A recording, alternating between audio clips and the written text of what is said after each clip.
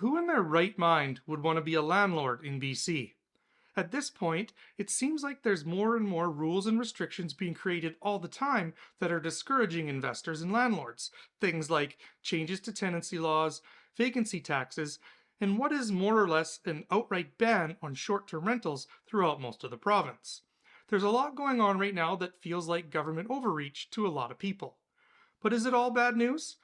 In this video, we'll take a look at why you shouldn't invest in a rental property in BC, but also why it might still be a good idea for some and where the opportunities are.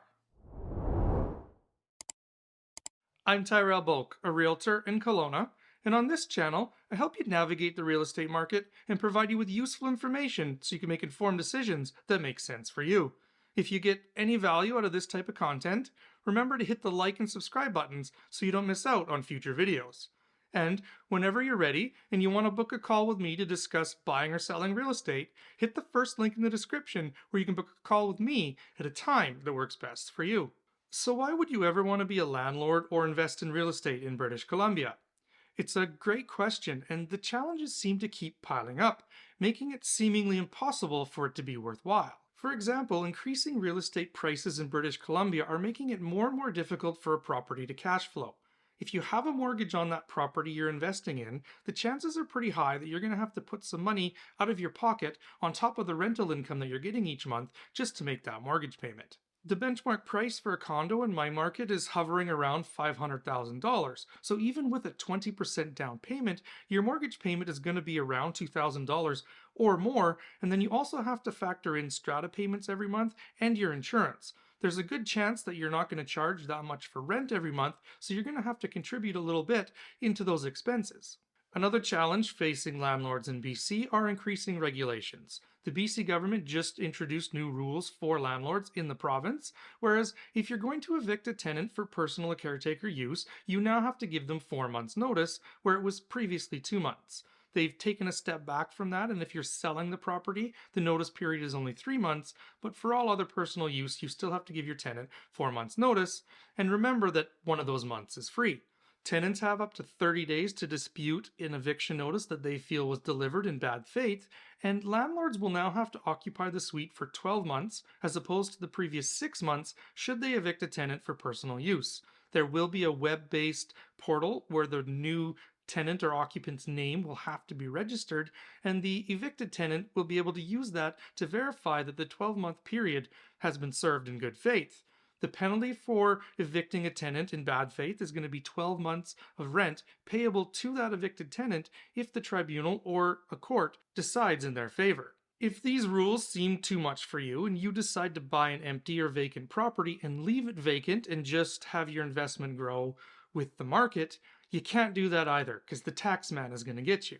In British Columbia, in many communities, there's what's known as the speculation or vacancy tax, and that list of communities is growing all the time. The vacancy and speculation tax works out to an annual payment of 0.5% of the assessed value of the property or 2% of the assessed value of the property if you're a foreign property owner. Making investment in BC even more unattractive, the BC government introduced new short-term rental regulations in the spring of 2024 that require any suite that's being rented out to be a part of the owner or the host's principal residence, and they must have a valid business license. So good luck owning a condo in Kelowna that you're going to rent out in the summer if you live somewhere, say like Vancouver or Calgary. Unless that suite is in your principal residence, it doesn't qualify. So even if you're using it part of the year, because it's not your principal residence, it doesn't qualify to be rented out short term. There are some exceptions to this rule, and I'll get to those a little bit later on in the video. So after hearing all of this, you're probably still wondering, why would you ever want to be a landlord in BC? Well, there are still some opportunities to make it work, and some of these rule changes really aren't that bad if we dig into them a little bit. For example, the new rules added to the Residential Tenancy Act are manageable if you're an honest landlord and you act in good faith. These rules were put into place to protect tenants from the few bad apples that are out there. And other than when it comes time to sell or move into the property yourself, is waiting 3 to 4 months instead of 2 months the end of the world?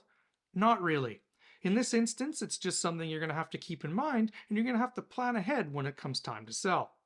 Now that we've covered the reasons why you shouldn't invest in real estate or become a landlord in British Columbia, I can think of at least 5 opportunities or 5 examples of why it could still work for you and why it could still be a good idea for some. The first reason is that condo inventory is currently up 46% from what it was this time last year, and we're in a buyer's market.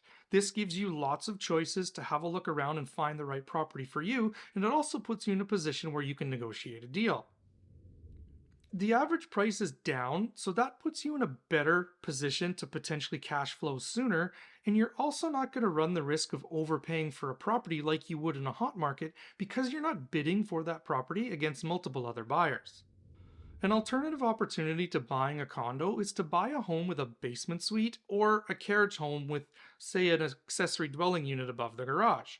In that instance, you could live in the main part of the home and rent out the basement suite or the carriage home and use the income from that as a mortgage helper, or potentially you could rent out the upstairs and the downstairs, or the upstairs and the carriage suite, and double your rental income for the month because you're now renting out 2 separate suites. It's still possible to invest in a property in the Okanagan and offer it as a short-term rental. I mentioned earlier in the video that there's quite a few restrictions on this type of property, but there are some exemptions. Properties that are located in a commercial zoning or on indigenous lands are exempt from the short-term rental regulations. If you'd like to find out more about that, I did make an entire video on this subject and you can find it here, or I'll put a link to the video in the description. Another opportunity for you, if you're in it for the long game, is price appreciation and building equity. Historically, the price of real estate always goes up over the long term, and if you hold onto that property long enough, you're going to build equity every time you make a mortgage payment and every time the value of that property goes up. Is it becoming more and more challenging to be a landlord or to invest in real estate in British Columbia? Absolutely. But it's not impossible, and if it's something you really want to do, there's ways to do it. And some of these changes to the Residential Tenancy Act really aren't that big of a deal in the grand scheme of things. And even though the short-term rental restrictions are pretty restrictive, there's ways around those rules too. But let me know what you think in the comments down below. Would you still be a landlord in British Columbia? Or are you not interested in becoming a landlord whatsoever? Thanks for watching. We'll see you next time.